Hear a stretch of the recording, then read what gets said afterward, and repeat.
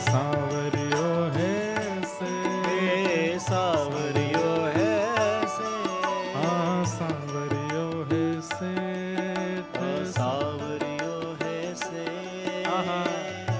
एक सुंदर हाथी के ऊपर सुंदर एक पालकी में बैठ करके सेठ बन करके ठाकुर जी आए, सेठानी बन करके रुक्मणी जी आई।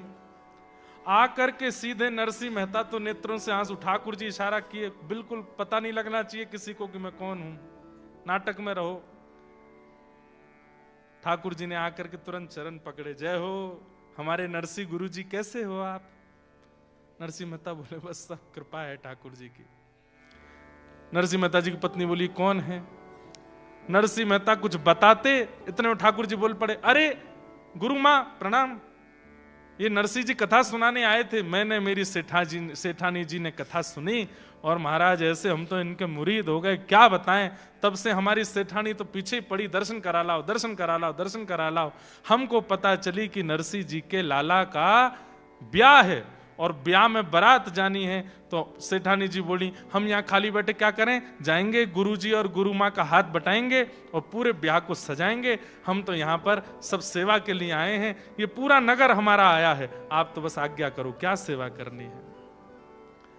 नरसिंह जी तो महाराज एक कोने में बैठे बैठे रोने लगे। ठाकुर जी बोले रोने से काम नहीं, बेटे का ब्याह है, रो रहे हो? ठाकुर जी आप ही संभालो, मैं तो मुझे बस रोन दो, आप क्यों इतनी कृपा करते हो? ठाकुर जी बोले बातचीत सब बाद में करेंगे, तुम जाओ मंदिर में जाके भजन करो, हम कर रहे हैं सब काम। रुक्मणी जी को भेज दिया, तुम घर के भीतर के काम संभालो। और ठाकुर जी स्वयं बाहर महाराज फेंटा कस करके हलवाइयों को बुलाया, भट्टी लगाओ, तैयारी करो, मेवा बनाओ, पकवान बनाओ, सुंदर सुंदर सामग्रियां सिद्ध करो, तैयार करो। यहां रुक्मणी जी भीतर ढोलकी लेकर के बैठ गई, बन्ना बन्नी गीत गाने लगी। नरसिंह मेहता जी के बेटे का ब्याह है। अब तो महाराज जूनागढ़ के लोग जो नरसिंह जी के घर जा भी नहीं रहे थे, वो हाथी घोड़ा देखने के लिए गए और लोगों की शक्ल देख करके, ऐसे राजशाही पोशाक देख करके बाहर से झांक के नरसिंह जी के घर में देख रहे हैं। और जूनागढ़ के लोग नरसिंह जी की पत्नी से कह रहे हैं हम भी आ जाएं भीतर। अरे आओ आओ, क्यों नहीं आओगे? देखते ही देखते पूरा जूनागढ़ पहुंच गया।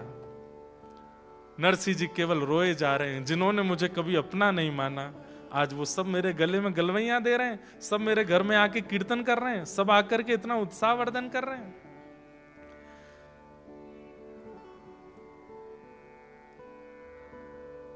सांवलदास, ठाकुर जी ने ढूंढा कहां है सांवलदास, दूल्हा कहां है? पता चली वो भी दूसरे मंदिर में कहीं रो रहा है। ठाकुर जी गए, ए भाई श्यामलदास काय को रो रहे हो? आप कौन? बोले हम तुम्हारे पिताजी के श्रोता हैं। अच्छा चलो आओ, तुम्हारा ब्याह है, घोड़ी पे बैठना है।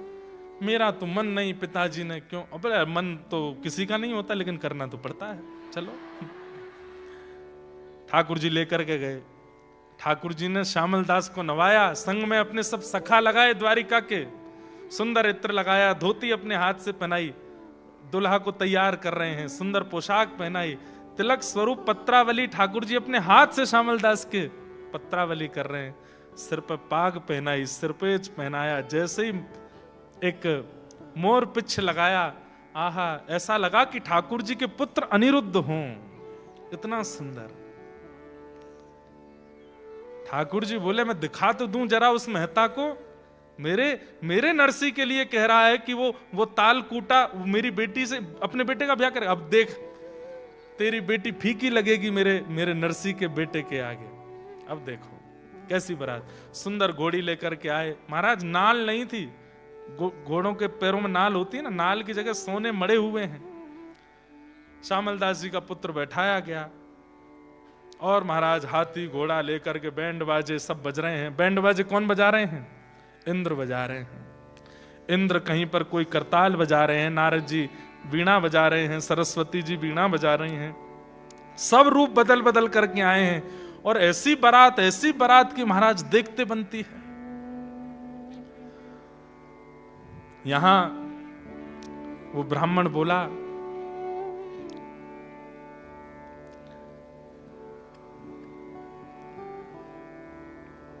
मदन राय मेहता ने अपने कुल पुरोहित जी को बुलाया, दीक्षित जी, कल अक्षय तृतीया है और कल बारात आनी है। मुझे दूर दूर तक कोई आश्चर्य तो लग नहीं रहा है कि बारात आने वाली होगी। मेरी तो नाक कटने वाली है। मेरे इतने रिश्तेदार आ रहे हैं, इतने नातेदार आ रहे हैं, इतना बड़ा मैंने मंडप बनवाया, इतने लोगों की भोजन की व्यवस्था की है, इतना सब कुछ किया है। कहीं ऐसा ना हो कि ये नरसिंह मेहता पुरानी टूटी किसी बैलगाड़ी में अपनी बारात लेकर के आ जाए। थोड़ी व्यवस्था संभलवाया हो। मैं कुछ आपको धन द्रव्य दे के भेज रहा हूं, आप जाकर के नरसिंह मेहता से कह दो अच्छी व्यवस्था, अच्छी पोशाक पहन करके आवे, देख तो आओ बारात कैसी। दीक्षित जी बोले ठीक है जाता हूं। ये तो निकले जूनागढ़ की ओर, तब देखे तो थोड़ी दूर जाते ही महाराज वहां तो बैंड बाजे बज रहे हैं, खूब जोर जोर से उछल उछल करके बड़े देव जैसे दिखने वाले, गंधर्व जैसे दिखने वाले लोग नृत्य कर रहे हैं। दीक्षित जी को भी लगा ये तो कोई बड़े धनी मानी की बारात होगी, नरसिंह की कहां होगी। निकलने लगे बीच में से, बोले भैया मुझे चलते चलते 2 घंटा हो गए, ये बारात पूरी नहीं हो रही है, किसकी बारात है। एक से पूछा भाई कौन की बारात है, इतना पूरा रोड घेर करके चल रहे हैं, इतनी जोर जोर से नाच रहे हैं और इतने सुंदर सुंदर सब लग रहे हैं, किसकी बारात है। बोले नरसिंह जी की बारात है। दूसरा बोला नरसिंह जी नहीं, नरसिंह जी के बेटे की बारात है। तो दीक्षित जी एक बार तो सोचे, नरसिंह? बोले हाँ। अच्छा कोई सेठ नरसिंह होगा, उसके बेटे की बारात। अपना नरसिंह तो ऐसा नहीं हो सकता, उसके तो बेटे की घोड़ी ऐसी होगी जैसे बिल्कुल अंतिम क्षण चल रहा हो। श्यामल दास की बारात पूरी होते ही घोड़ी परम पद को प्राप्त होगी। वो तो ऐसी बारात होगी, वो ऐसी कहां हो सकती है। कौन नरसिंह है, कहां का नरसिंह? बोले जूनागढ़ के हैं नरसिंह। जूनागढ़ में एक और कोई होगा नरसिंह। बोले पूरा नाम क्या है? बोले नरसिंह मेहता। बोले नरसिंह मेहता, उसके बेटे का नाम श्यामल दास है क्या? बोले हाँ हाँ वही श्यामल दास। बोले वो तालकूटा नरसिंह मेहता? बोले हाँ हाँ वही जो कीर्तन करते हैं। बोले उसके बेटे की बारात है? बोले हाँ जी हम उसी बारात में आए। वो तुम क्या लगते हो उनके बेटे के? बोले ये नहीं पता लगते क्या, हम तो बस आए हैं, हम तो बस आए हैं, हमारे सेठ जी ने हमको आज्ञा की कि चलना है तो हम तो बस आए हैं। दीक्षित जी बोले पहले तो लग रहा था कि वहां की व्यवस्था जाके मैं नरसिंह मेहता को बता दूं कि भाई मां इतनी व्यवस्था है, थोड़े उसके हिसाब से आना। अब लगता है उल्टा करना पड़ेगा, ये व्यवस्था उसको बतानी पड़ेगी। एक पहाड़ी के ऊपर चढ़ के थोड़ी दूर तक तो दीक्षित जी देखते रहे कैसी बारात, और बारात देख करके, घोड़े देख करके, हाथी देख करके, और दूर चले आ रहे नरसिंह मेहता के पुत्र श्यामल दास को देख करके तो दीक्षित जी मोहित हो गए। कितने सुंदर, बिल्कुल ठाकुर जी के पुत्र अनिरुद्ध की तरह लग रहे हैं।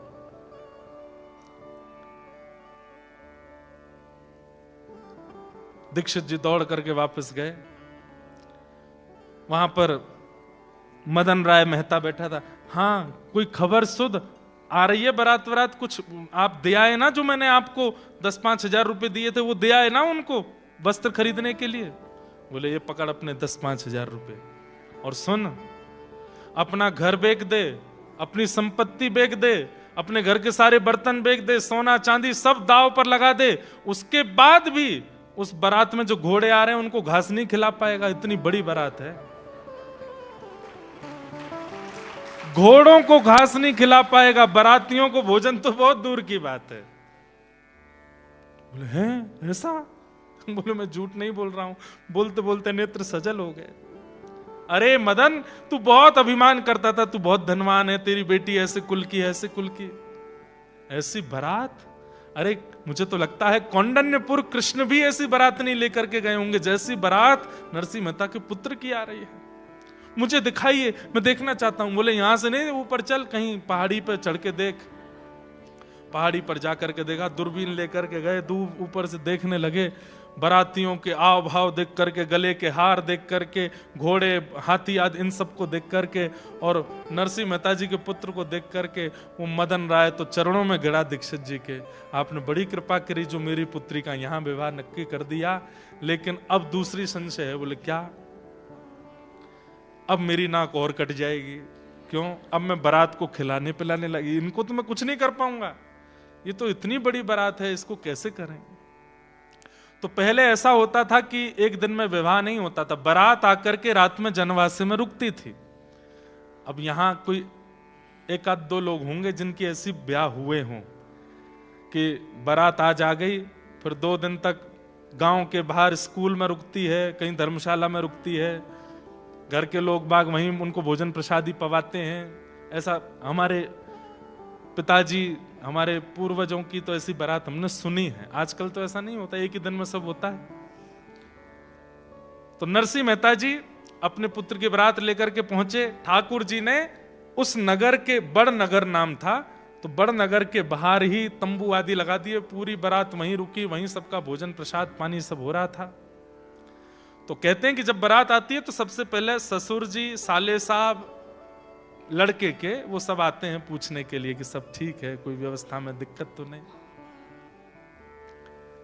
तो मदन राय मेहता अपने कुल पुरोहित दीक्षित जी को लेके गया। बोले आप चलो मेरे साथ और नरसिंह मेहता जी से थोड़ा बोलो कैसे करेंगे। हम तो इतनी व्यवस्था तो हमने करी नहीं है।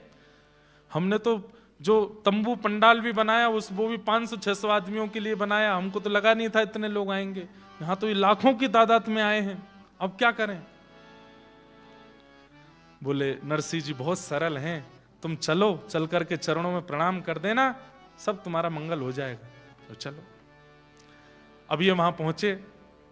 वहां जाकर के बारात जहां रुकी थी वहां जाके पूछने लगे, बोले सेठ जी कहां हैं? और वहां सेठ जी, नरसिंह जी को कोई नहीं जानता था। सेठ जी सब ठाकुर जी को ही जानते थे। अच्छा सेठ जी वो सामने वाले तंबू में हैं।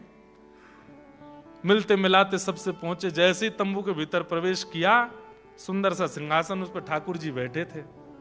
ठाकुर जी को देख करके मदन राय मेहता बोले अरे ये तो कितने सुंदर हैं। नरसिंह मेहता कितने, दीक्षित जी भारी रुक गए थे। बोले मैं नहीं जाऊंगा, अभी तक तुम ही प्रणाम करके आओ, टीका मैंने किया, अब आगे काम तुम करो। ये तो भीतर गए, चरणों में गिर, सेठ जी आपको मैं प्रणाम करूं, मेरे तो बस आप नरसिंह जी, मुझे लोगों ने बहका दिया था, मुझे पत्र में लिख के भेजा कि आप तो ताल कूटा हो, मुझे क्या पता आप तो धन कूटते हो, आप तो रत्न कूटते हो। मुझे ऐसा पता होता कि आप चांदी सोना खाते हो तो मैं उस हिसाब से व्यवस्था रखता। मैंने तो व्यवस्था बहुत। ठाकुर जी ने उठा, बोले नहीं नहीं नहीं नहीं नहीं, मैं नरसिंह नहीं हूं, तो मैं तो उनका दास हूं, मैं तो उनका सेवक हूं। मदन राय मेहता बोले ये तो और मरने हो गए, जब ये सेठ ऐसा है, दास ऐसा है, नरसिंह कैसे होंगे। क्या हुआ, आधी रात में ही मदन राय मेहता अपनी पुत्री को हाथ जोड़ करके, लाली मैं बहुत दुर्भाग्यशाली हूं, मैं तेरा ब्याह नहीं कर पाऊंगा। तेरा जोड़ा रखा है, तेरा सब श्रृंगार रखा है, तेरी मां है, ये कुल पुरोहित हैं, सब लोग हैं, पर मैं बहुत ग्लानि में चला गया हूं, मैं इस ब्याह को संपन्न नहीं कर पाऊंगा। बेटी तू अब देख लेना, निर्णय तेरे हाथ में, जो तुझे करना हो। और आधी रात में मदन राय मेहता नगर छोड़ के चले गए। अब यहां कुल पुरोहित जी आए रात में और उन्होंने आकर के नरसिंह मेहता जी से कहा, बोले कि एक दिक्कत हो गई। बोले अब क्या दिक्कत हो गई? बोले कि लड़की के पिताजी चले गए। बोले कहां?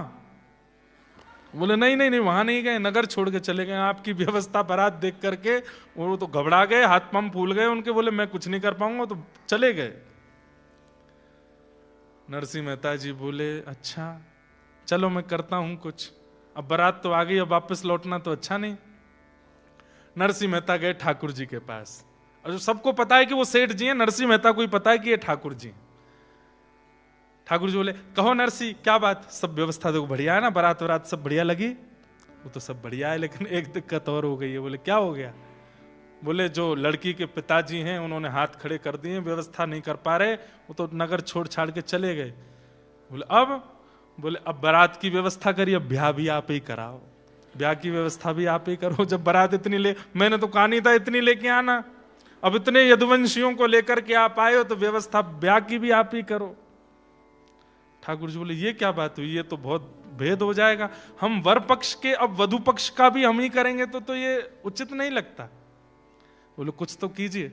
ठाकुर जी बोले हम पे आइडिया है। बोले क्या? तुरंत नेत्र बंद करके बलराम जी को बुलाया, वो दाऊ दादा जल्दी आओ, अकेले नहीं आना, भाभी जी को संग लाना। तुरंत दाऊ दादा आए, वहां से रेवती मैया भी द्वारिका से आई। अब सोचिए, ये नरसिंह मेहता के पुत्र का ब्याह है। दाऊ दादा आए, कहो कन्हैया कैसे बुलायो? दाऊ दादा, एक सौभाग्य आपको देनो है। बोले काय को सौभाग्य? बोले कन्यादान करोगे? बोले कैसो कन्यादान? पूरी बात बताई और बात बता करके कहे कि अब आपको ये सौभाग्य मिलेगा कि श्यामल दास की होने वाली पत्नी, उसके आप पिता और मां के रूप में अब आप विराजो और कन्यादान करो। दाऊ दादा के तो नेत्र सजल है, बोले हाँ लाला, एक भक्त की बहू को कन्यादान हमको करवे को मिलेगा, ये सौभाग्य है। ठाकुर जी बोले कन्यादान ही नहीं करना है, व्यवस्था भी पूरी आपको ही करनी है, साज श्रृंगार मंडप आदि भी सब आपको ही बनाना है। दाऊ दादा विनोद में बोल गए, लाला है तो बड़ो चतुर, लड़का वारे लेवे तो वह पक्ष में खुद चलो गए और जहां देनो पड़े वहां हमको खड़ो कर रहे है। ठाकुर जी बोले अच्छी बात है ना, घर ते घर में ही आ जाएगो, एक ही घर में है, खा बुराई है, चलो। और महाराज श्री नरसिंह मेहता जी के पुत्र का विवाह हुआ, जहां वर पक्ष के प्रधान हैं श्री ठाकुर जी और वधु पक्ष के प्रधान हैं श्री बलराम जी महाराज। और श्यामल दास का विवाह ठाकुर जी ने कराया, सब देखते रह गए, देखने वाले उस विवाह को भूल नहीं पाए। ऐसा अद्भुत विवाह ठाकुर जी ने वहां पर सिद्ध कराया। विदाई के समय रुक्मणी आदि वैसे ही रो रही हैं जैसे घर की कन्याएं रोती हैं, घर की माताएं रोती हैं, ऐसा विवाह हुआ। पूरे विवाह में एक एक व्यवस्था ठाकुर जी ने और श्री दाऊ दादा ने संभाली और श्यामल दास का विवाह करके लाए, उसकी बहू को लेकर के जूनागढ़ में विराजमान करके और सब द्वारिका को प्रस्थान कर गए। बोलो भक्त वत्सल भगवान की।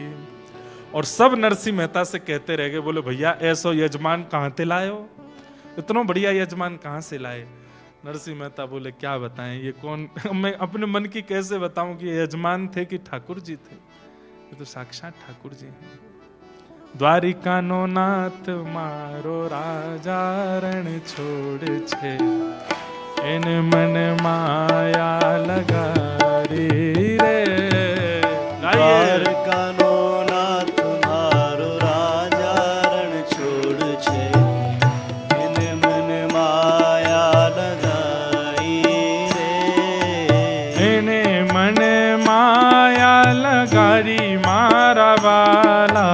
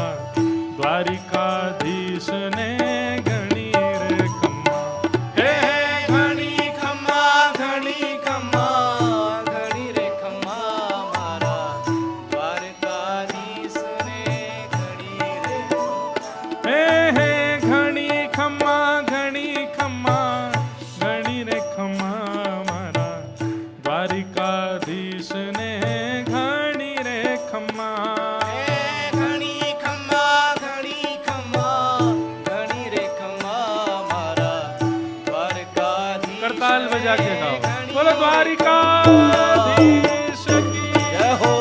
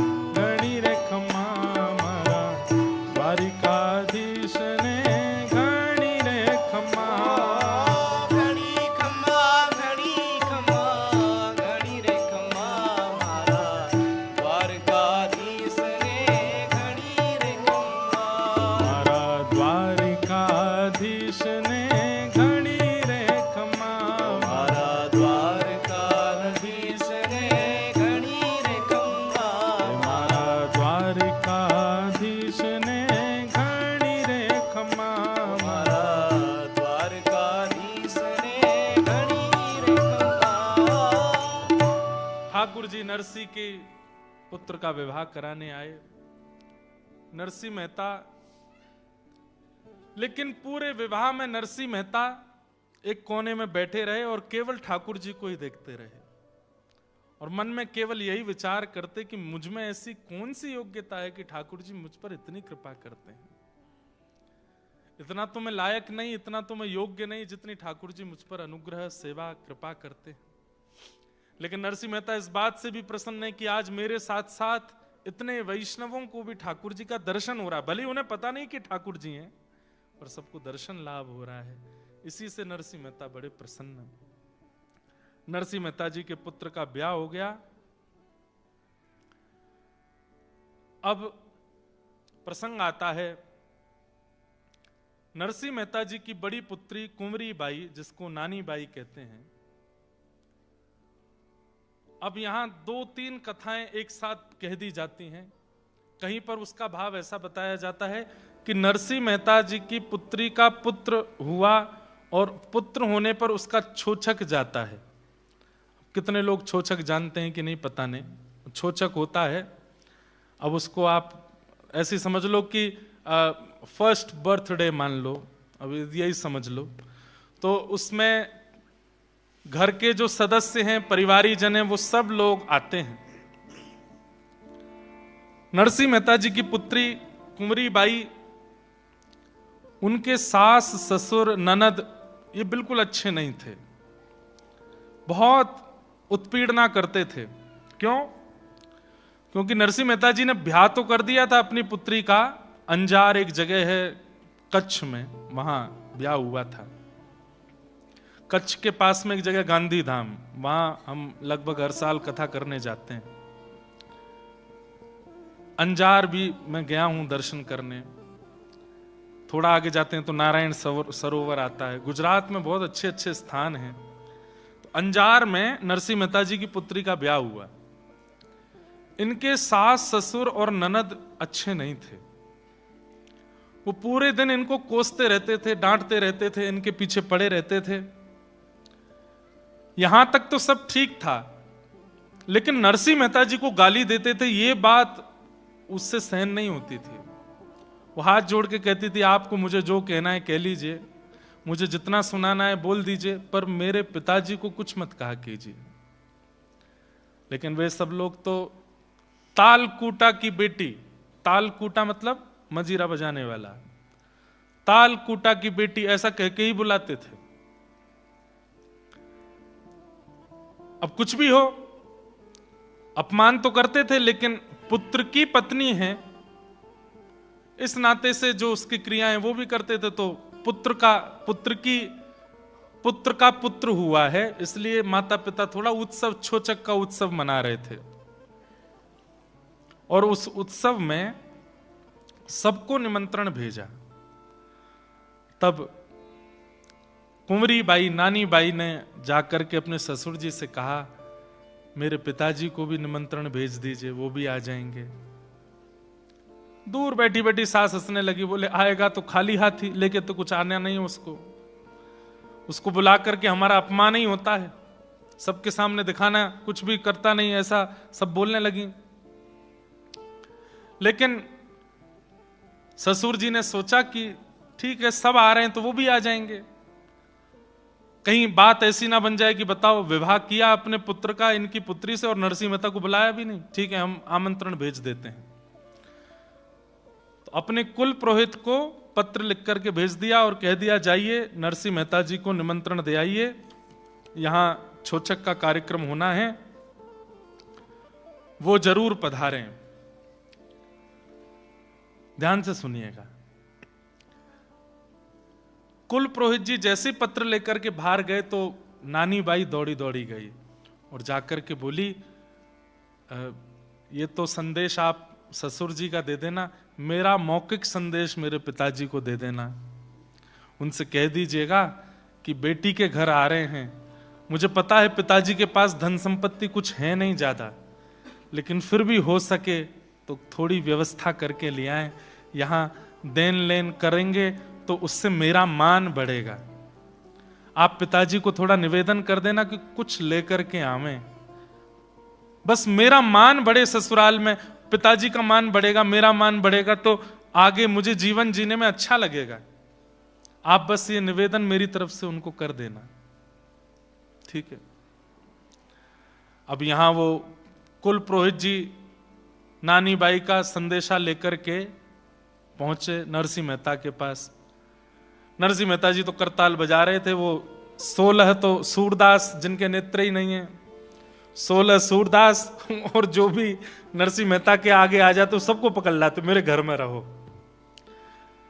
अच्छा, घर में अगर कोई यजमान दे गया, अब जब ठाकुर जी आए थे तो ऐसा तो नहीं ठाकुर जी नरसिंह को कुछ नहीं दे के गए होंगे, खूब दे करके गए, पर नरसिंह मेहता का नियम था शाम ढलने से पहले जो दक्षिणा मिली है सब खर्च कर देते थे।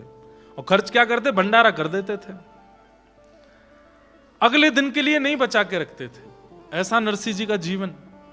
ठाकुर जी ने भी इतनी बार बहुत कुछ दिया नरसिंह मेहता जी को, लेकिन सब खर्च कर देते। तो नियम ऐसा रहता था कि जब तक घर में दक्षिणा है तो अन्न सामग्री बनती थी, और जब दक्षिणा खत्म हो जाती थी तो नरसिंह मेहता 16 सूरदास और बाकी के जो 10-5 संत और थे उनके साथ मंजीरा लेके जाते जूनागढ़ में, घर घर बाहर खड़े होकर बजाते, हमें कुछ भिक्षा लेके आते। तो सूखी सामग्री दाल आटा चावल मिल जाता, घर लाके बनाते और प्रेम से सब पाते। ऐसे चलता था जीवन। अब यहां वो कुल पुरोहित जी आए निमंत्रण लेकर के। जैसे ही निमंत्रण लेकर के आए तो सब साधु महात्माओं को लगा कहीं भंडारा होने वाला है, भंडारा की चिट्ठी आई है।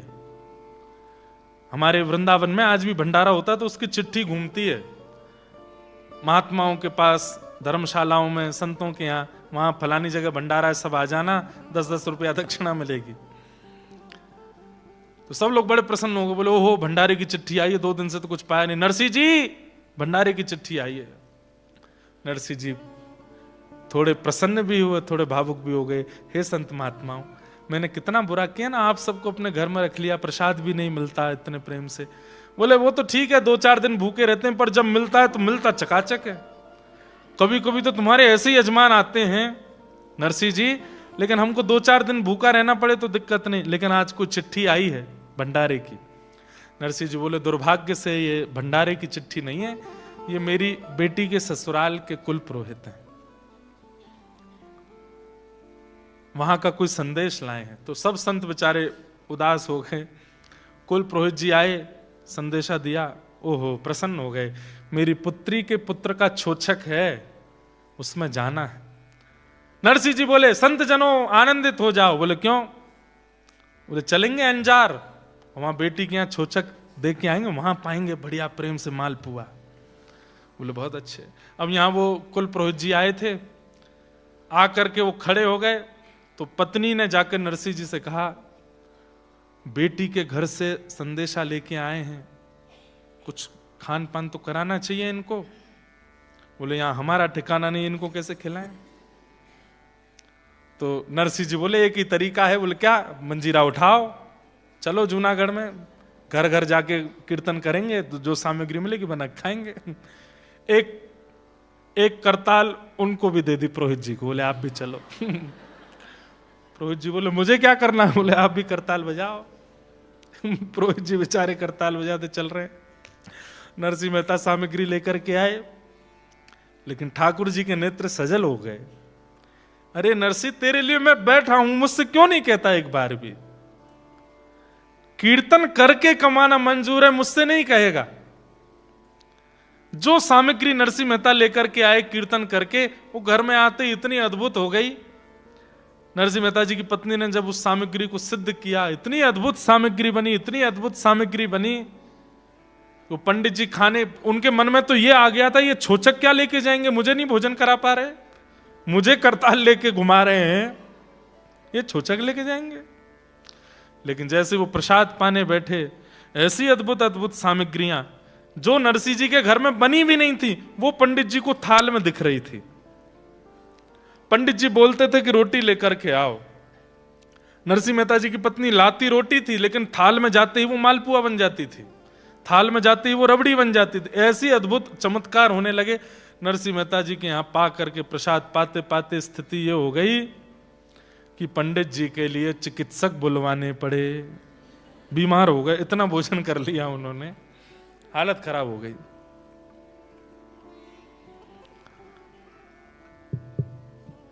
हमारे मथुरा के चतुर्वेदी ब्राह्मण, खूब अच्छी एपेटाइट है उन लोगों की, बहुत अच्छा प्रसाद पाते हैं। आप पवाते पवाते थक जाएंगे, वो पाते पाते नहीं थकेंगे। ऐसे अब तो नहीं बचे, पहले थे ऐसे, हमने सुना है खूब। बड़े प्रसंग हैं हमारे मथुरा के चतुर्वेदियों के। एक प्रसंग, यजमान ने कहा 10 गुलाब जामुन पर 100 रुपया दूंगा, कितने खा सकते हो? तो एक चतुर्वेदी का बेटा बोला, आप तो बस रकम बढ़ाते जाना, जितने धरते जाओगे सब खा जाऊंगा। 10 गुलाब जामुन खाए, लेकिन उसने कहा एक शर्त है। बोले क्या? 10 गुलाब जामुन खाने के बाद आधा घंटे के लिए घर जाऊंगा, फिर आ जाऊंगा, फिर खा लूंगा। बोले इतना तो कर ही सकते हो, बाद 4 दिन तक खवाते रहना, खा लूंगा मैं। और ये भी कब? भोजन करने के बाद, पेट भर गया उसके बाद। 100 रुपया प्रति गुलाब जामुन जब कर दिया तो 10 गुलाब जामुन खा लिए। 10 गुलाब जामुन के 100 रुपया लेकर के बोले बस अब 10 मिनट रुकिए, मैं अभी आता हूं। घर गए, घर जाकर के 10 मिनट में फिर आगे बोले लाओ दे दो, 20 गुलाब जामुन धरो, लेकिन रकम बढ़ाओ, 200 रुपया करो। तो 200 रुपया कहे 20 खा लो, 20 खवा दिए। बोले अब 10 मिनट को जा रहा हूं। 10 मिनट को गया, लौट करके आए, बोले अब रकम बढ़ाओ, 300 कर दो और 30 रख दो। सेठ जी बोले एक सही सही बताना, मैं तुमको पूरी गड्डी दे दूंगा, ये तुम 10 मिनट के लिए घर क्यों जाते हो? बोले पहले गड्डी दो फिर बताऊंगा। गड्डी दे दी। बोले अब बताओ। तो बोले घर चलो। घर गए तो वो जुड़वा भैया थे। बोले एक बार मैं आता हूं, मैं खा के चला जाता हूं, मैं पचाता रहता हूं, ये दूसरा आ जाता है। उनके नाम थे बड्डन छुट्टन, दोनों के। एक हमारे साथ रहते हैं उनमें से। नैरोबी भी आए हैं, ये नहीं बताऊंगा कौन से हैं, अपने आप ढूंढ लेना, इनमें से कोई से भी हो सकते हैं। तो ऐसे हमारे मथुरा के ब्राह्मण देवता हैं, एक से एक अद्भुत। ब्रजवासियों को प्रसाद पवाओ। अब हम लोग तो बाहर घूम घूम के बिगड़ गए, असली ठेठ ब्रजवासी, उसको प्रसाद पवाओ, इतना आनंद आएगा आपको, खवाते जाओ, खाता रहेगा, बस उसको अद्भुत दक्षिणा देनी पड़ेगी। एक चतुर्वेदी जी, उन्होंने ब्राह्मण किसी यजमान के यहां प्रसाद पाया, अद्भुत प्रसाद पाया। प्रसाद पाते पाते स्थिति हो गई कि वो पाते पाते वहीं लुढ़क गए। यजमान आए, बोले पधार गए क्या? बोले पधारे नहीं है, लेकिन चिकित्सक को बुलाइए, अब हमसे उठा नहीं जा रहा है, इतना खा लिया है। तो चिकित्सक आया, चिकित्सक ने आकर के एक चूरन बनाया, और चूरन में शहद वहद मिला करके या कुछ भी मिला करके, और शहद तो नहीं, चूरन में थोड़ा नमक मिर्च आदि कुछ मिला करके चूरन बना के दिया उनको। बोले लीजिए ये चूरन पी लीजिए, जितना खाया होगा सब पच जाएगा।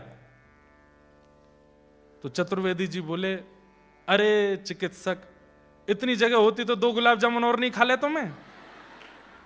तेरे या चूरन चटनी को क्यों खाऊंगा? इतनी जगह होती तो मैं 2 गुलाब जामुन और खाता हूं। इतनी भी जगह नहीं है। तो महाराज ऐसा प्रसाद पवाया नरसिंह मेहता ने कि निमंत्रण लेकर के आए जो ब्राह्मण देवता थे वो वहीं पस्त हो गए। फिर नरसिंह मेहता जी ने उनकी चिकित्सा की। ये पस्त क्यों हुए? ठाकुर जी ने उनको, वो नरसिंह मेहता के लिए गलत गलत सोच रहे थे ना, इसलिए ठाकुर जी ने उनको ऐसा कर दिया। वो तो महाराज उठ करके फिर जैसे तैसे ठीक भय। बोले नरसिंह जी आ जाना, छोचक लेके, छोचक में पहुंच जाना। बोले हाँ ठीक है। ये वापस गए, वहां जाकर के उन्होंने बताया, बोले नरसिंह जी ने तो ऐसा प्रसाद पवाया, मैं क्या बताऊं, अद्भुत आनंद आ गया। बोले अभी देखते हैं, आने दो। नरसिंह मेहता जी बोले भैया बेटी के यहां जाना है, कैसे जाएं? अंजार बहुत दूर है, जूनागढ़ एक तरफ और कच्छ। जूनागढ़ आता है सौराष्ट्र में, है? सौराष्ट्र में आता है ना जूनागढ़, सोमनाथ, द्वारिका। और अंजार कच्छ कैसे जाएं? पैदल जाएंगे तो छोचक का समय निकल जाएगा।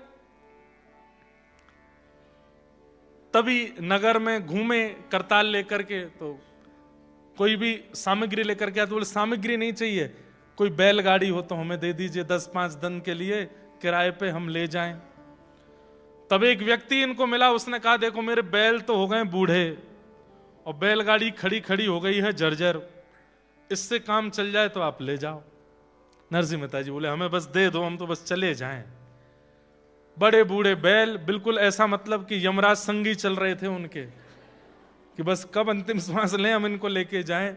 और बैलगाड़ी ऐसी कि महाराज चर्र मर्र करती हुई वो चले।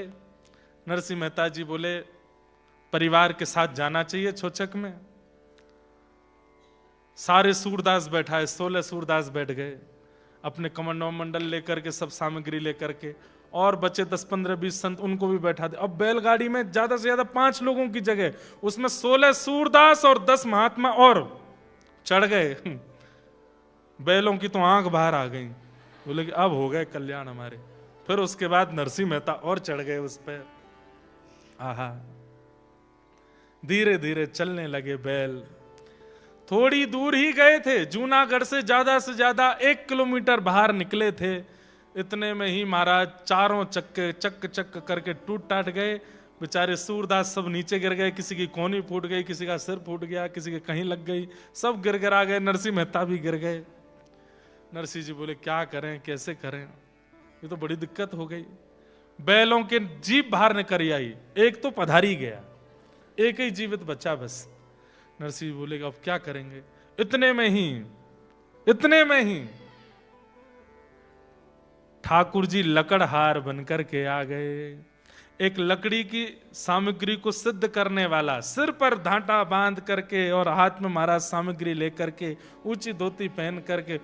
अब हर बार ठाकुर जी आते हैं, नरसिंह जी को पता चल जाता है कि ठाकुर जी, बाकियों को नहीं पता चलता। और ठाकुर जी आते ही नरसिंह जी को सौगंध देते हैं किसी को नहीं बताना कि मैं आया हूं। जैसे ही ठाकुर जी आए तो नरसिंह जी रोने लगे। नरसिंह जी कष्ट आने पर नहीं रोते, ठाकुर जी के आने पर रोते हैं कि ये मेरे कष्ट को संभाल ले, खुद कष्ट क्यों लेते हैं। सब सूरदास नरसिंह जी को शांत करने, आप रो मत, बैलगाड़ी ठीक हो जाए। बोले मैं बैलगाड़ी के लिए नहीं रो रहा हूं, मेरे कष्ट के कारण किसी और को कष्ट होता है इसलिए रो रहा हूं। इतने में ठाकुर जी आ गए। ठाकुर जी आकर के बोले अरे भैया क्या हो गया, आप लोग सब दुखी लग रहे हैं। तो संतों ने बताया, बोले हमारी बैलगाड़ी टूट गई, हमको अंजार जाना है। ठाकुर जी बोले ये तो मेरा काम ही है, टूटे हुए जीवन को, टूटे हुए सामग्रियों को सिद्ध करना, लाओ अभी ठीक करता हूं। तुरंत ठाकुर जी ने ठोक पीट करके पूरी बैलगाड़ी बिल्कुल नई कर दी। वो ठोक पीट के नई क्या करी, उन्होंने पूरी बैलगाड़ी स्पर्श करी, वो हो ही गई नई। लेकिन बोले हमको दक्षिणा में एक चीज चाहिए। संत जन बोले हम पे कुछ नहीं है भैया, कमंडल हैं, चाहो तो इनको ले जाओ। बोले नहीं कमंडल नहीं चाहिए हमको। बोले तो, बोले हमको भी अंजार तक जाना है, आप अगर हमको भी इसमें बैठा लो तो बड़ी कृपा। सूरदास बोले हम तो एक दूसरे के ऊपर चढ़ के बैठे, तुम कहां बैठोगे। बोले हम अपनी जगह बना लेंगे और हम एक और आपको बढ़िया एक उपहार दे देंगे। बोले क्या, आपको बैलगाड़ी नहीं चलानी, हम खुद चलाएंगे। बोले हमारे बैल भी मरने वाले हैं, बोले इनको भी मैं एक औषधि दे दूंगा, ये भी ठीक हो जाएंगे। बोले दे दो। एक औषधि जैसी निकाली, बैलों को चटाई। वो औषधि क्या थी, अमृत था वो तो। ठाकुर जी ने जैसी जीभ से स्पर्श करा, बैल तो बिल्कुल युवा हो गए, उनके कोठे निकल के आ गए, बड़े बड़े पैर हो गए, और महाराज वे सबरे रहमान लगे। ठाकुर जी इतने में ही लेकर के बैठे हैं, हाथ में चाबुक और बैलगाड़ी चला रहे हैं। तीन के सारथी बने हैं ठाकुर जी। द्वापर में अर्जुन के सारथी बने हैं और कलयुग में 2 लोगों के सारथी बने हैं, और दोनों ही गुजरात के हैं, एक रामदास बोढ़ाना और दूसरे नरसिंह मेहता। इन दोनों के सारथी ठाकुर जी बने। ठाकुर जी ने तो एक बार चाबुक मारी, इतने में तो अंजार पहुंच गए। उन्होंने अपने करताल वरताल ढूंढ के कीर्तन शुरू किया ही था, इतने में ठाकुर जी बोले आ गए हो अंजार। बोले हमने तो सुना था अंजार कच्छ में है। बोले तो हाँ आ गए, कच्छ ही आ गए हम। बोले बड़ी जल्दी आ गए। बोले अब ये तो आ गए, अब आप लोग अपने अपने काम को जाओ, हम अपने घर जा रहे हैं। ठाकुर जी वहां से अंतर ध्यान हो गए। नरसिंह मेहता फिर रोने लगे, जय हो नाथ, बड़ी आपकी कृपा है। हे नाथ तेरी अपार माया, आप कितनी कृपा करते हो नाथ। तो सुनी ही रहती अदालत तुम्हारी, कृपा की न होती जो आदत तुम्हारी। ठाकुर जी की आदत है, जैसे हर किसी की आदत होती है ना, हॉबी होती है, ठाकुर जी की आदत क्या है? कृपा करना। ये उनकी आदत है, सब पे करते हैं। बस उसका कोई विशेष अधिकारी बन जाता है ना, तो उस पर कुछ ज्यादा कर देते हैं। कृपा सब पे करते हैं। नरसिंह मेहता जी को जैसे अंजार पहुंचे तो कुल पुरोहित जी मिल गए, और आ गए आप? बोले हाँ जी भैया बढ़िया आ गए। छोछक लेके आए हो? बोले हाँ लेके आए। बोले क्या लाए हो? बोले माथे पर लगाने वाला गोपी चंदन, गले में पहनने वाली कंठी माला, इससे बढ़िया क्या है छोछक। और सबको जपने के लिए माला भी लेके आए हैं। जितने लोग हमारी पुत्री के पुत्र के छोचक में आए, सबको चंदन लगाएंगे, गले में कंठी माला पहनाएंगे, नाम जपने के लिए माला देंगे, इसी से जीवन उद्धार होगा। इससे बढ़िया छोचक कोई हो सकता है? नरसिंह मेहता जी को नगर के बाहर ही एक फूटी सी धर्मशाला में रहने के लिए व्यवस्था दे दी। यहां पुत्री को पता चला तो पुत्री पहले ही गुपचुप तरीके से अपने पिता से मिलने गई। नरसिंह मेहता जी को जाकर के हृदय से लगा लिया। पिताजी आप आ गए? हाँ पिताजी, मैं जानती हूं आपका स्वभाव कैसा है, आप बिल्कुल अपने पास धन संपत्ति नहीं रखते, लेकिन मैं मानती हूं कि शायद मेरा मान बढ़ाने के लिए आप कुछ तो लाए होंगे। हाँ बेटी लाया हूं ना। क्या लाए हैं?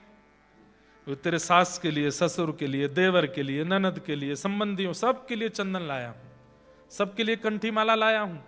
अरे ये कंठी गले में रहेगी, चंदन सिर पर रहेगा, प्राण निकलेंगे सीधे वैकुंठ जाएंगे। और जपने के लिए माला लाया हूं बेटी।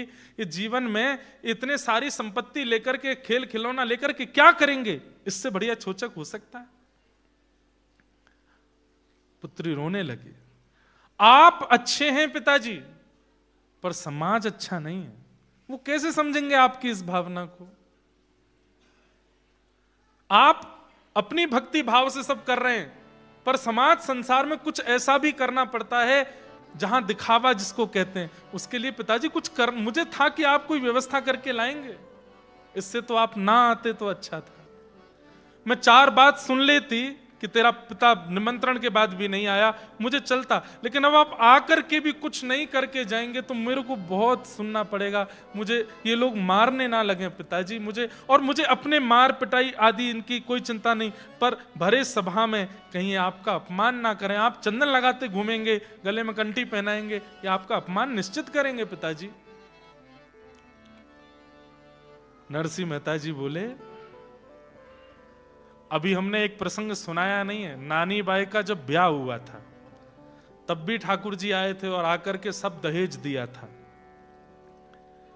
तो नानी बाई को नरसिंह मेहता बोले, नानी एक बात बता, अपना विवाह याद है तुझे?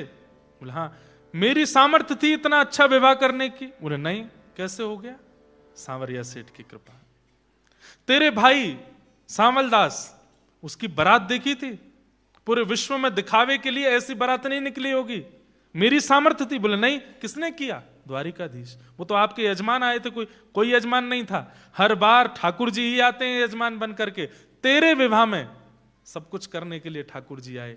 अरे वो तेरे भाई बन करके आए थे, तेरे रिश्तेदार बन के आए थे, तुझे उन पर भरोसा नहीं है?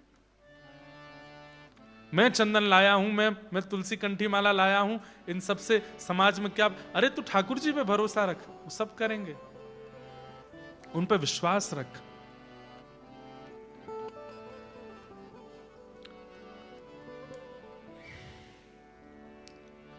एक बहुत सुंदर पंक्ति में गाता हूं कभी कभी कथा में,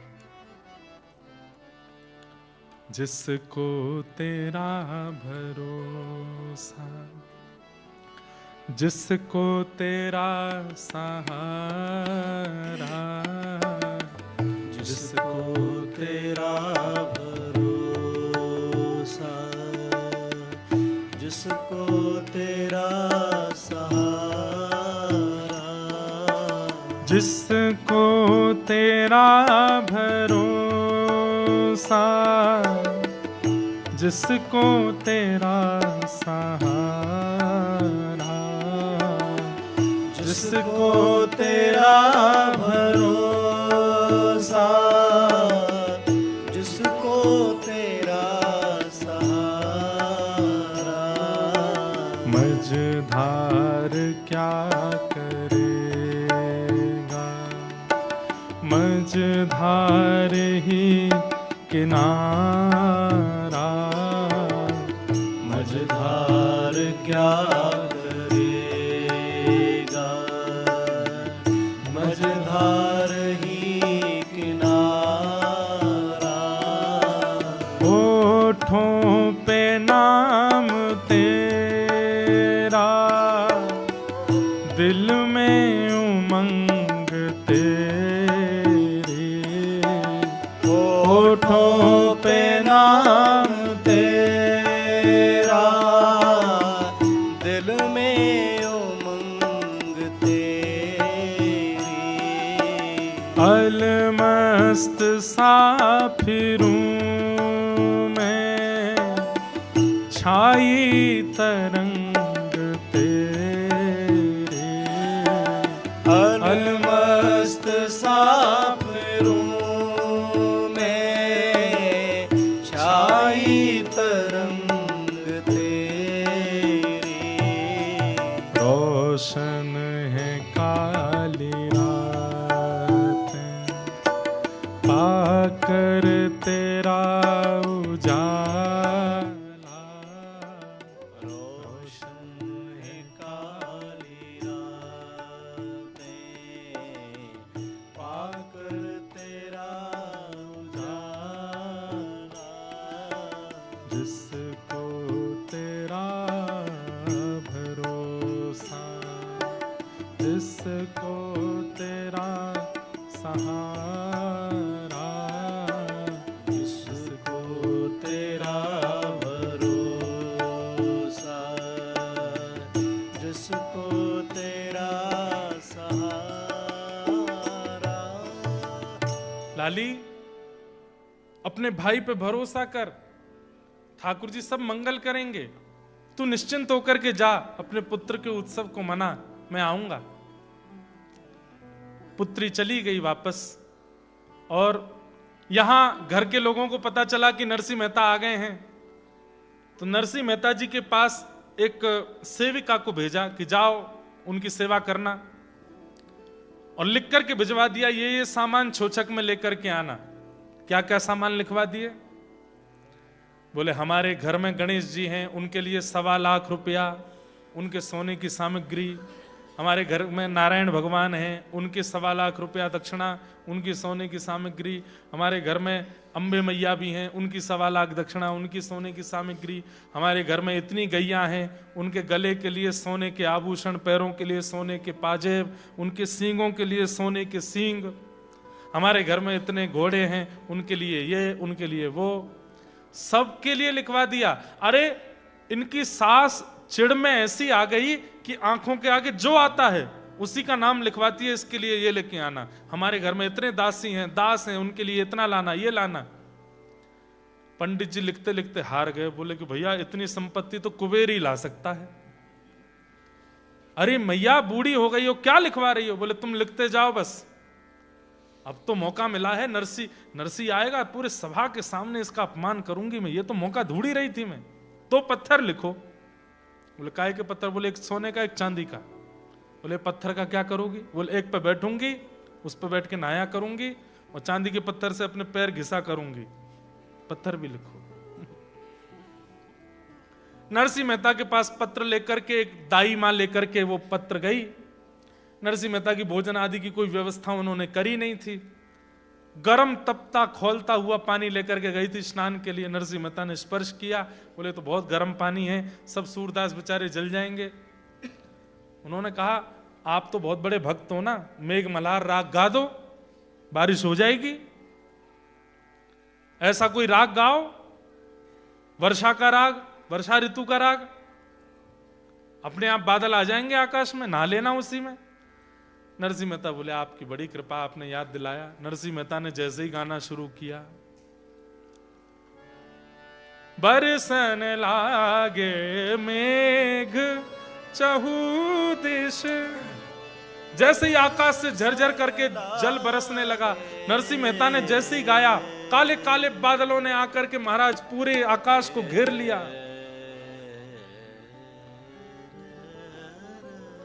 नरसिंह मेहता सब सूरदासों को, संतों को लेकर गए, बोले यही है। क्या है? शॉवर चल रहा है, नहा लीजिए। सबको नवाया धुवाया, आनंद हुआ। लेकिन यहां तो नहा धो करके ये सब तिलक स्वरूप, इतनी वर्षा हुई, इतनी वर्षा हुई, इतनी वर्षा हुई कि पूरे अंजार में पानी पानी हो गया। और तो और क्या कहें, नानी बाई की जेठानी, जेठानी समझते हैं? नानी बाई की जेठानी मतलब उनके पति के बड़े भैया की वाइफ, वो जेठानी उस पानी में डूब के मर और गई, इतनी वर्षा हुई। अब तो हाहाकार मच गया। और इसका भी आरोप लगा दिया नरसिंह मेहता के ऊपर, ये पामपट आया है हमारे नगर में, इसलिए इतनी वर्षा हो गई। हमारे यहाँ छोचक मंगल कार्य था और ये देखो अपशगुन हो गया, हमारे घर में एक की मृत्यु हो गई। नरसिंह मेहता ने ठाकुर जी को प्रणाम किया, उनकी जेठानी के सामने बैठ के एक पद गाया। एक पद गाते ही वो तो जीवित होकर खड़ी हो गई। नरसिंह मेहता जी के इस भाव को सब बोले जादूगर है, जादू करना जानता है। अपना प्रभाव जमाने के लिए पहले उसके प्राण ले लिए, फिर उसके प्राण दे दिए। लोग क्या समझें कि ये भक्ति का प्रभाव है। जितनी सामग्री लेकर के पत्र में लिख करके आई थी, सब सामग्रियों को पढ़ने के लिए वहां पुरोहित जी खड़े हुए। बोले नरसिंह जी, इतनी सामग्रियां लिख करके भेजी गई है, मैं पढ़ के सुना दूं? बोले पढ़ के मत सुनाइए। बोले तो क्या करें? आप तो बस हमारे ठाकुर जी का स्मरण करके रख दीजिए, सब सामग्री की व्यवस्था हो जाएगी। बोले पहले तो वर्षा हुई थी जिसमें पानी गिरा था, एक जेठानी डूब के मरी थी। वर्षा विश्राम होते ही जैसे ही अपमान करना प्रारंभ किया, सभा में कुछ नहीं लेकर के आए, छोचक में खाली आज चले आए हो, तभी तवड़ तवड़ तवड़ आवाज होने लगी। बाहर जाकर के देखा, 4.5 घंटे तक अंजार में सोने बरसते रहे आकाश से। घरों में लबालब भर गए, लोग बाग लूट लूट के भाग गए, एक परत पूरी सोने की अंजार में बन गई। नरसिंह मेहता ने कहा हमारे ठाकुर जी ने सब व्यवस्था करी है, आपको जितना चाहिए इससे सोना बनाओ, इससे चांदी बनाओ, इससे रत्न करो। यही हमारे ठाकुर जी के द्वारा छोचक है। कहते हैं आज भी अंजार में खुदाई होती है घर बनाने के लिए, तो आज भी नरसिंह मेहता के समय के सोने के कुछ अंश मिल जाते हैं। पूरे अंजार में सोना ही सोना हो गया। ये दृश्य देख करके सास ससुर ननद सब नरसिंह मेहता के आगे नतमस्तक हो गए। हम आपकी भक्ति को पहचान नहीं पाए, हमें क्षमा कर दो। लेकिन अब वो हुआ जो सबसे सुंदर था। क्या? आपकी पुत्री नानी बाई ने अपने पुत्र को, जिसका छोचक था, उसको अपनी सास की गोद में दिया और अपने संपूर्ण परिवार के आगे हाथ जोड़ के कहा, मैं आप सबका त्याग करती हूं, अब मैं आपके पास नहीं रह सकती। मेरे ऐसे पिता, ऐसे भक्त पिता मुझे जीवन में प्राप्त हुए हैं। आपको धन संपत्ति चाहिए, पूरा नगर सोने का हो गया, इसी में रहिए, यही निमग्न रहिए। मैं अब अपने पिता के साथ रहूंगी और भगवत प्राप्ति करूंगी, भजन करूंगी। और उसी समय नानी बाई अपना घर छोड़ के पिता के साथ वापस चली गई। वापस लौट करके अपने पिता के पास आ गई और चरणों में आकर के कहा, पिताजी अब मुझे अपनी शिष्या रूप में स्वीकार कीजिए। मैंने आपको बहुत वाद्य किया कि सामग्री लेकर के मेरे ससुराल आइए। अब पिताजी मैं आपसे एक ही प्रार्थना करती हूँ, उस सांवरिया सेठ जिसका आप नित्य दर्शन करते हो, एक बार मुझे उनका दर्शन करा दीजिए। नरसिंह मेहता जी की छोटी बेटी रत्नाबाई, बड़ी बहन की स्थिति देख करके उसने पिताजी से प्रार्थना की, मुझे विवाह नहीं करना, मैं भी आपकी शिष्या बन के रहना चाहती हूँ। नरसिंह मेहता जी ने उनको फोर्स नहीं किया, उन्होंने ब्याह नहीं किया। श्यामल दास की पत्नी है श्यामल दास, दोनों बहन पत्नी और नरसिंह मेहता जी की पत्नी सब मिलकर के भजन करते हैं, कीर्तन करते हैं, खूब आनंद से रहते हैं। बहुत सुंदर सुंदर चरित्र और हैं नरसिंह मेहता जी के, सबको हम प्रणाम करते हैं। जन्माष्टमी का दिन था और नरसिंह मेहता जागरण में कीर्तन करते थे पूरी रात। आज जन्माष्टमी का दिन है और कहते हैं जो तिथि, जो वार, जो नक्षत्र ठाकुर जी के प्रकट होने पर हुआ था, ठीक वही हजारों साल बाद वही तिथि, नक्षत्र आदि सब प्रकट हुआ। जूनागढ़ के पास के गांव में नरसिंह मेहता कीर्तन करने के लिए गए। रात भर कीर्तन किया। कीर्तन करते करते जैसे ही 12 बजे रात्रि के मध्य रात्रि हुई, नरसिंह मेहता खड़े होकर के कीर्तन करने लगे। अपने हाथ में करताल बजाते बजाते घूमना प्रारंभ किया। धीमी गति से फिर थोड़ी तेज गति हुई, थोड़ी और द्रुत गति हुई। नृत्य करते करते करते करते करते जैसे ही सूर्य उदय का समय हुआ, जन्माष्टमी के दिन श्री नरसिंह मेहता ठाकुर जी में विलीन हो गए, भगवान की लीला में ही प्रविष्ट हो गए। ऐसे श्री नरसिंह मेहता जी को हम बार बार प्रणाम करते हैं। ऐसे नरसिंह मेहता जी को बार बार वंदन करते हैं, जिन्होंने इस धराधाम पर आकर के अपनी भक्ति के प्रचार, भक्ति के प्रभाव से ना जाने कितने लोगों का उद्धार किया।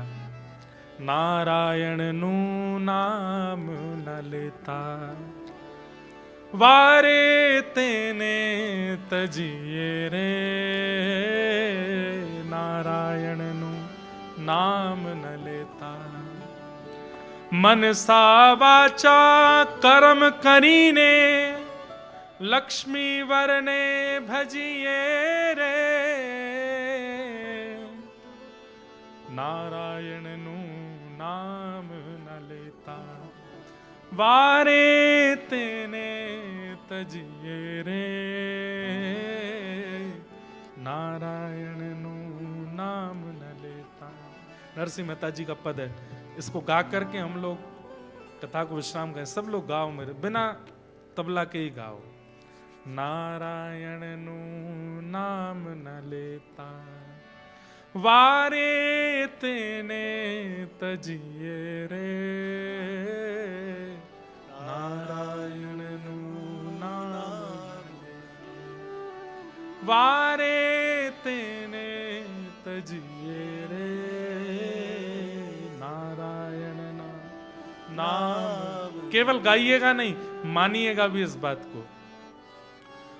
कुल ने तजिए, कुटुंब ने तजिए, तजिए माने बाप रे। कुल ने तजिए, कुटुंब ने तजिए, तजिए माने भगनी सुत दारा ने तजिए। भक्ति सुत दारा ने तजिए, जेम तज कंचुक सांप रे। नारायण नाम न लेता, जो ठाकुर जी का नाम ना लेता हो, जिसकी जीभ पर भगवान नाम ना आता हो। कथा में बुलाया, आपने कहा कि चलो कथा हो रही है हमारे साथ चलो, और उसने कहा नहीं हमारा मन नहीं है, छोड़ दीजिए उसको, त्याग दो, ब्लॉक कर दो इसी वक्त उसको। फेसबुक, इंस्टाग्राम, व्हाट्सएप सब जगह से खत्म हमारे संबंध। जो ठाकुर जी का नहीं वो हमारा नहीं। भैया देखो, संसार में हम सब लोग आए हैं, अपने अपने कर्म बंधनों में बंध करके आए, लेकिन हम सबकी गति नारायण है, हम सबकी गति हरि है। इसको भूला मत कीजिए। धन कमाइए, संपत्ति कमाइए, वैभव कमाइए, जो चाहिए वो करिए, पर इस बात को भूलिए नहीं कि हमारी अंतिम गति नारायण है, हरि है, कृष्ण है। उनकी प्राप्ति करना हमारा मुख्य उद्देश्य है, और उसमें केवल मैं इतना करूं, मैं उसका त्याग कर दूंगा जो हरि को नहीं भजता। नारायण नाम न लेता। बंधुओं, नरसिंह मेहता इतने प्रिय हैं ठाकुर जी को। वामन बार भगवान जूनागढ़ आए, अभी हमने तो 4-5 ही सुने हैं। वामन पूरा करने के लिए तो वामन दिन की कथा होगी, पर मैं ये वचन दे के नहीं जा रहा हूं। मैं पिछली बार 5 दिन बोल गया था, तो 5 दिन, वामन दिन तो नहीं रुक पाऊंगा मैं नैरोबी में। वैसे ऐसा नहीं है कि यहाँ अच्छा नहीं, बहुत अच्छा लगता है। हम ऑस्ट्रेलिया भी गए हैं, अमेरिका भी गए, कनाडा भी गए, पर विदेश में हमको नैरोबी में जैसी शांति मिली वैसी सब जगह नहीं मिली। सब जगह बहुत अच्छा है। ऑस्ट्रेलिया में तो रिकॉर्ड बना था 13,000 वैष्णव आए कथा में, 13,000। ऑल ओवर ऑस्ट्रेलिया में मिला करके, मतलब सिडनी में 5,000, मेलबर्न में 3,000, कैनबरा में 1,500, सब जगह इतने वैष्णव आए। लेकिन फिर भी एक जो यहाँ के वातावरण में, यहाँ के लोगों में थोड़ी शांति है, वो शांति का अनुभव और जगह, बहुत जगह नहीं हुआ, यहां हुआ। इसलिए 52 दिन का भी कभी बनेगा, 10, 15, 20 साल बाद तो करेंगे। 52 दिन करेंगे तो ही 52 बार ठाकुर जी की जूनागढ़ आने की लीला पूरी हो पाएगी। कितनी बार ठाकुर जी जूनागढ़ आए? अभी 3 दिन में हमने कितनी बार ठाकुर जी को प्रकट किया होगा? ज्यादा से ज्यादा 5-6 बार। 52 बार भगवान आए जूनागढ़। कितना प्रेम करते हैं ठाकुर जी नरसी से। कली काल में, आज से लगभग 50-60 साल पुरानी घटना है, किसी मंच पर नरसी मेहता जी का एक शो हो रहा था। नरसी मेहता जी का चरित्र दिखाया जा रहा था। थिएटर बोलते हैं ना, थिएटर चल रहा था। और वहां पर एक व्यक्ति नरसी मेहता बनकर के करताल हाथ में लेकर के बस ऐसे ही गा रहा था, कृष्ण कृष्ण कहता उद्धव, प्राण मारा जाए रे, कृष्ण कृष्ण करता। ये भी नरसी मेहता जी का पद है। हमारा जाए रे। अभी बड़ोदरा में कथा थी जनवरी में, तब मेरे पास था, मैंने गाया था, अब ढूंढना पड़ेगा। बहुत अच्छा पद है। गा रहे थे मंच पर, और मंच पर गाते गाते वो नरसी मेहता जी के जो पोशाक जिसने पहन रखी थी, नरसी मेहता जी की तरह करताल बजाते बजाते वो उसी भाव से सांवरिया सेठ को पुकार रहा था जैसे पुकारते थे, लेकिन बस वो नरसी मेहता जी की पोशाक में था, भाव नरसी जी जैसा नहीं था। कहते हैं कि उस सभा में जो थिएटर देखने आए थे उनमें सबसे पीछे ठाकुर जी प्रकट हो गए, और प्रकट होकर के नेत्र सजल होकर नरसी को देखने लगे। अरे मेरा नरसी, तू रो क्यों रहा है? मैं आ तो गया यहाँ पे। इतने में ही पर्दा लग गया और वो जो थिएटर था वो विश्राम हो गया। सब उठ के जाने लगे। ठाकुर जी व्याकुल हो गए, मेरा नरसी कहाँ चला गया? अभी तो यहीं खड़ा था, कहाँ चला गया? वो जो नरसी बना था वो बैक स्टेज जाकर के आयोजकों से लड़ रहा था, मेरी 1500 में डील हुई थी, आप 1000 क्यों दे रहे हो? 1500 दो। बात सुनिएगा पूरी। आयोजकों ने उसको 1500 दिए तो बहुत जल्दी में था। उसकी पत्नी ने कहा था जल्दी आना, तो कपड़े भी चेंज नहीं किए, नरसी मेहता की पोशाक में ही घर जा रहा था। ठाकुर जी ढूंढ रहे थे थिएटर के बाहर, असली घटना है, कहां है नरसी? तभी दिखा, ओ वो जा रहा। आगे आगे वो नरसी का रोल करने वाला व्यक्ति जा रहा था, एक्टर जा रहा था। और तभी उसको चंदन की सुगंधी, नूपुरों की ध्वनि सुनाई देने लगी। उसको लगा मेरे पीछे कोई चल रहा है। पीछे मुड़ करके जैसे देखा, नेत्र सजल हैं, शंख चक्र गदा पद्मधारी द्वारिकाधीश सांवरिया सेठ खड़े, भुजा पसार करके खड़े। अरे मेरे नरसी, तू रो क्यों रहा था? मैं तुझे देखा, तू वहां रो रहा था, चला जल्दी मेरे हृदय से लग जा। वो व्यक्ति दौड़ के हृदय से लग तो गया, पहचान तो गया कि ये परमात्मा है, पर उसने तुरंत कहा, नाथ मेरा नाम तो ये है, मैं नरसी नहीं हूं, मैं तो केवल उनका अभिनय कर रहा था। ठाकुर जी ने तुरंत दूर किया, अभिनय कर रहा था। और इतना कह के ठाकुर जी अंतर ध्यान हो गए। उस व्यक्ति ने मन में विचार किया, कितना प्रेम करते हैं ठाकुर जी नरसी से कि आज मैं उसका अभिनय कर रहा हूं, उसकी जैसी पोशाक पहन करके, पैसों के लिए ऐसी पोशाक पहन के घूम रहा हूं। ठाकुर जी तब प्रकट हो गए। यदि मैं वास्तव में नरसी जैसा चरित्र जीवन बना लूं तो ठाकुर जी प्रकट नहीं हो जाएंगे? आज भी ठाकुर जी आने को तैयार है, कोई नरसी बने तो सही। नरसी केवल एक ही बात कह रहे हैं, नारायण नाम न लेता, वारे तेने तजिए रे, नारायण नाम न लेता। प्रथम पिता प्रहलादे तजियो, प्रथम पिता प्रहलादे तजियो, ना तजियो हरि नाम रे, ना तजियो हरि नाम। प्रहलाद ने अपने पिता को त्याग दिया लेकिन हरि नाम नहीं त्यागा। भरत शत्रुघ्न तजी जनेता, भरत शत्रुघ्न तजी जनेता, ना तजिया श्री रामा रे, ना तजिया श्री राम रे, ना तजिया श्री रामा रे, नारायण ना नाम लेता, नारायण ना नाम लेता, वारे तेने तजिए रे, नारायण नु नाम लेता। ऋषि पत्निये श्री हरि काजे, ऋषि पत्निये श्री हरि काजे, सर्व तजी ने चाली रे, सर्व तजी ने चाली रे, बड़े नरसैयो वृंदावन मां, बड़े नरसैयो वृंदावन मां, मोहन साथे माली रे, मोहन साथे माली रे। ऋषि पत्नियां, मथुरा की ऋषियों की पत्नियां, ऋषि रोकते रहे लेकिन छोड़ करके चली गईं, क्योंकि वन में श्री कृष्ण भूखे बैठे हैं। उनको पवाने के लिए वृंदावन आकर के ठाकुर जी ने उनको अपनी गोपांगनाओं में शामिल किया। अरे भैया, सबके त्याग की बात नहीं कही जा रही है, बस उसका त्याग करो जो हरि का नहीं है। चाहे उससे आपके लाख काम बन रहे हों, लेकिन वो हरि का नहीं है तो वो हमारा नहीं हो सकता।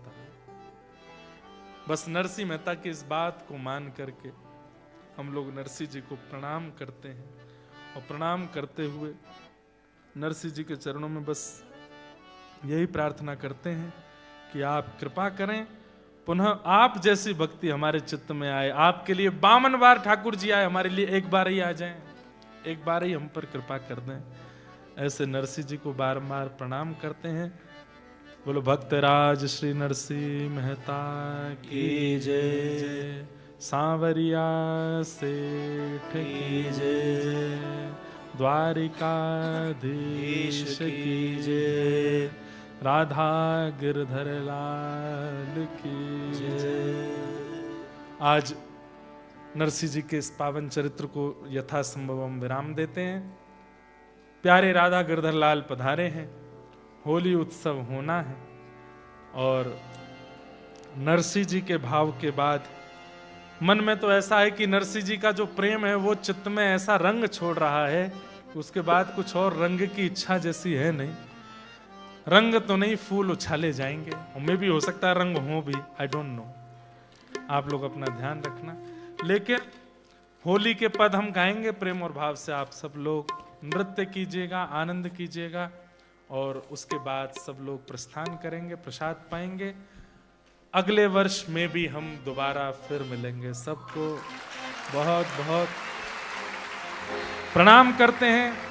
सबको जय श्री कृष्ण, जय श्री कृष्ण, जय सिया राम, जय सिया राम, जय श्रीमन नारायण, जय श्रीमन नारायण। अगली बार वर्षा होगी, पंडाल बनवाइएगा, लेकिन नीचे इतने बड़े बड़े रैंप बनवा देना, या फिर लोगों के लिए बैठने के लिए सीट नहीं, नौका की व्यवस्था रखना। तैरते तैरते सब कथा सुन लेंगे। ठाकुर जी की देखो मर्जी, देख लो। हमारी कथा जब शुरू होनी तभी वर्षा हुई, यहां शुरू होती, अब नहीं हो रही है वर्षा। अब ठीक है, मौसम बिल्कुल चकाचक, खेलते हैं ठाकुर जी। अब ब्रज में हमको जाना पड़ेगा, क्योंकि ब्रज में ही है होली के भाव। तो आप सब लोगों से प्रार्थना, लज्जा शर्म भूल करके नृत्य कीजिएगा। व्रज की होली है, खूब भाव से नृत्य कीजिएगा, खूब प्रेम से नाचिएगा, गाइएगा। हो रसिया को मोहल्ला न्यारो री, रसिया को मोहल्ला न्यारो री, रसिया को, रसिया को मोहल्ला न्यारो री, रसिया को, ओ रसिया को मोहल्ला न्यारो री, रसिया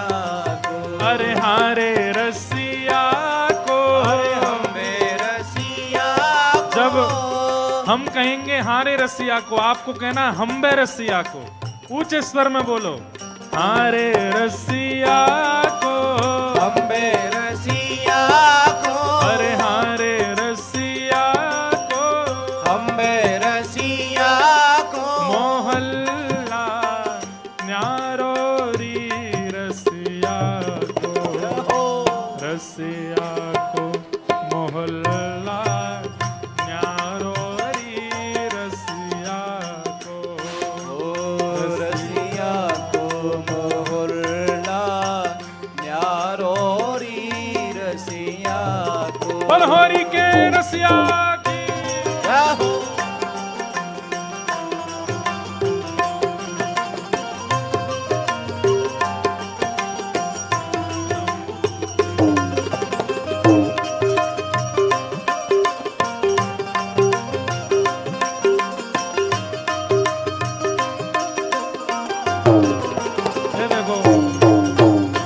ये देखो, ये केनिया की पिचकारी है,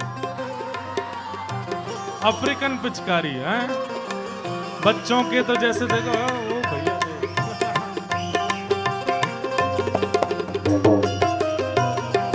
हाँ, ऊंचे पे नंदगाम बसत है, ऊंचे पे नंदगांव बसत है। अरे हाँ हाँ वारे रसिया, वारे रसिया, हाँ वारे रसिया, अरे हो वारे रसिया। ऊंचे पे नंदगाम बसत है, ऊंचे पे नंदगांव बसत है। जहाँ ठाड़ो है वंशीवारो, यहाँ ठाड़ो है वंशीवारो नाना। एक बात सुनो, हमारी ब्रज की पिचकारी ज्यादा से ज्यादा आंख पे लगेगी, नाक पे लगेगी। ये पिचकारी तो उड़ाई देगी आपको। वाह, जहाँ ठाड़ो है वंशीवारो, यहाँ ठाड़ो है वंशीवारो। हे रसिया को, रसिया को मोहल्ला न्यारो री रसिया को, रसिया को मोहल्ला न्यारो री रसिया को। हे रसिया को मोहल्ला न्यारो री रसिया को, रसिया को मोहल्ला न्यारो री रसिया हो को। होली है।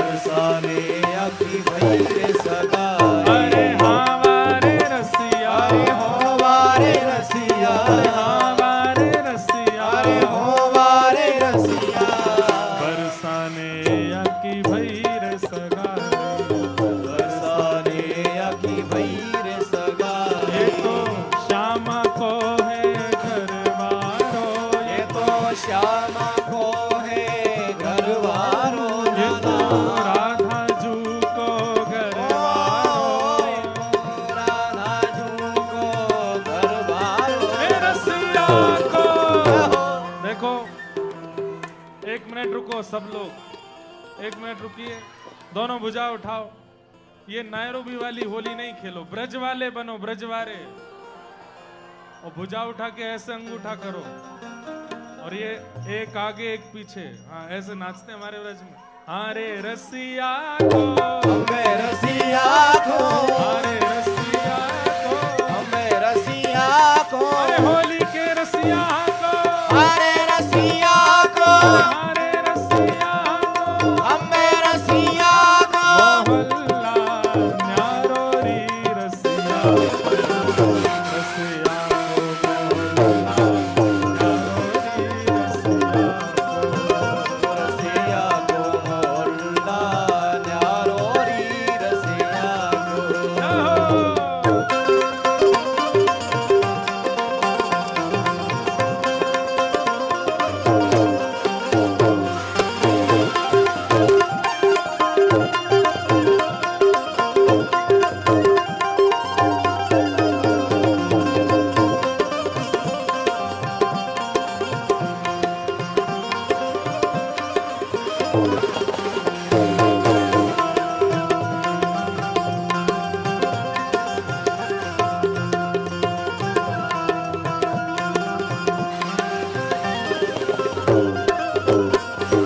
करके करके इशारों बुलाए गई रे करके इशारों बुलाए गई रे करके इशारों बुलाए गई रे ओ करके इशारों बुलाए गई रे कौन?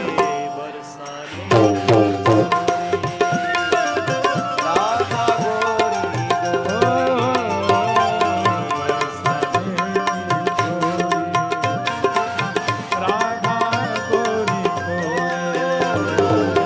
बरसाने की चोरी राधा गोरी गोरी जो कान्हा मेरो काम न जाने जो कान्हा मेरो काम न जाने जो कान्हा मेरो काम न जाने जो कान्हा मेरो काम न जाने जो कान्हा मेरो काम न जाने जो कान्हा मेरो काम न जाने जो कान्हा मेरो काम न जाने जो कान्हा मेरो काम न जाने पूछो बरसानो बताए गई रे पूछो बरसानो बताए गई रे पूछो बरसानो बताए गई रे पूछो बरसानो बताए गई रे कौन? बरसाने की राधा गोरी बरसाने की चोरी राधा गोरी गोरी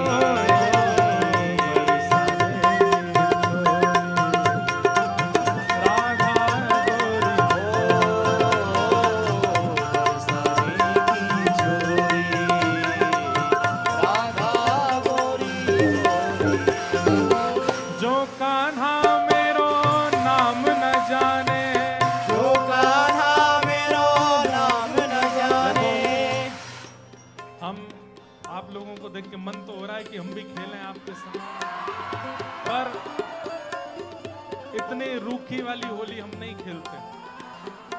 हमें तो ने कस के बढ़िया से खेली जाए, वाह में आनंद आवे।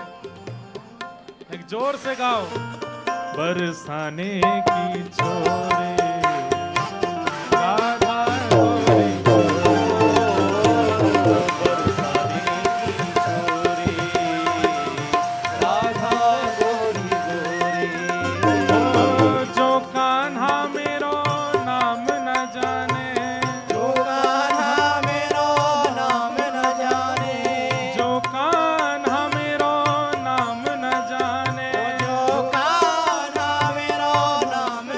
ओ मेरो नाम न जाने, मेरा नाम न जाने। हम सुनो नीचे तो नहीं आएंगे, यहीं से खेलेंगे, ठीक है? सब लोग प्रेम से भाव से गाना। हमारी जगह यादव प्रभु नीचे चले जाएंगे, इनको उछाल देना ऊपर। जो कान्हा मेरो नाम न जाने, जो कान्हा मेरो नाम न जाने, जो कान्हा मेरो नाम न जाने, जो कान्हा मेरो नाम न जाने, जो कान्हा मेरो नाम न जाने। ओ जो कान्हा मेरो नाम न जाने। कहा नाम है? कहा नाम है? ठाकुर जी को बताओ कहा नाम है? ओ राधा रंगीली बताए गई रे, राधा रंगीली बताए गई रे, ओ राधा रंगीली बताए गई रे, राधा रंगीली बताई गई रे। सारे बच्चे इधर आओ, everyone, all childrens come here. कौन? यहाँ आओ, हमारे पास आओ। और जैसे ही हम कहें बरसाने की छोरी, you have to dance, okay? Not dancing, you have to jump, okay? ओ राधा रंगीली बताए गई रे, राधा रंगीली बताई गई रे। कौन? बरसाने राधा गोरी, ओ बरसाने की छोरी। नीचे वाले भी जंप करो। देखो पिछली बार कथा हुई थी, वो फर्स्ट सेकंड फ्लोर पे था, तो वहां उछलने में डर था, ये तो ग्राउंड फ्लोर है। मुट्ठी बांधो और जोर जोर से सब लोग जय राधे राधे, राधे राधे, राधे राधे राधे, राधे, राधे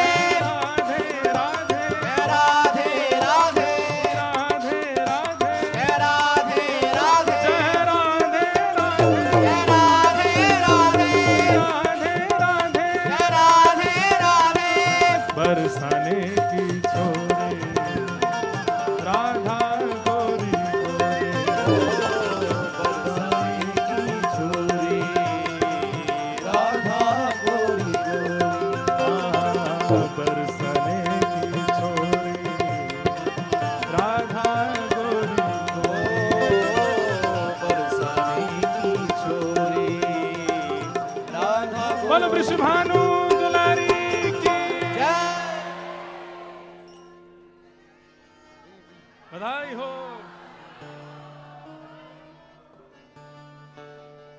श्यामा हृदय कमल सो प्रगटो, श्यामा हृदय कमल सो प्रगटो, श्री राधा हृदय कमल सो प्रगटो, राधा हृदय कमल सो प्रगटो, और श्याम हृदय कुमार वृंदावन मेरो वृंदावन,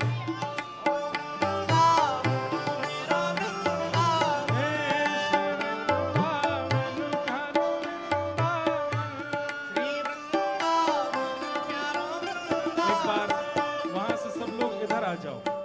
हाँ वो लाल जी दिख नहीं रहे ना, असली होली के रसिया तो वही हैं।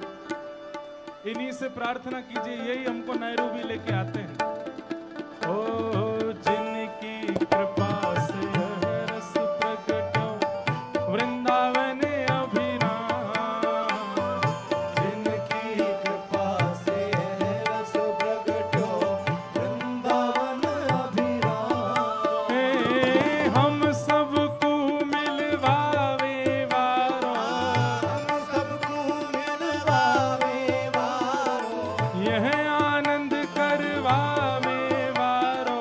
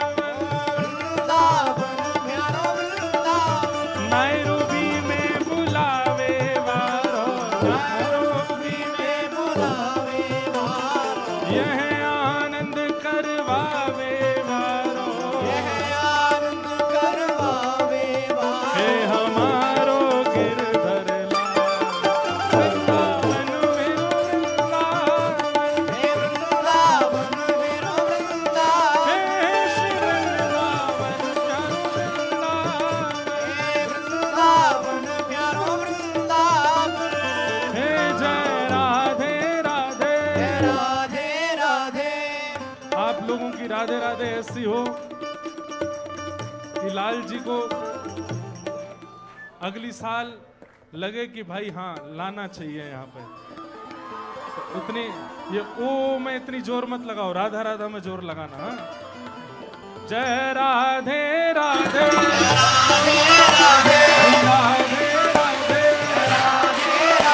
जय राधे राधे राधे राधे राधे राधे जय राधे राधे श्री राधे राधे जय राधे राधे श्री राधे राधे जय राधे राधे श्री राधे राधे जय जय श्री राधे जय जय श्री राम जय जय श्री राम। बोलो वृंदावन बिहारी